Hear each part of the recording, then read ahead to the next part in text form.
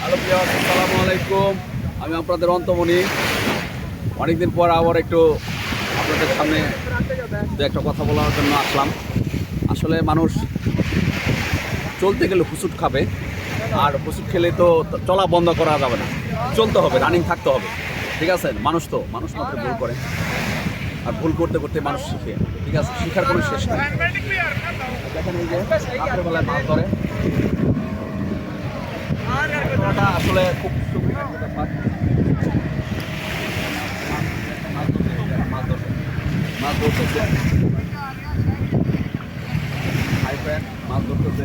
hello, ওকে না hi friend, ওকে ও ওকে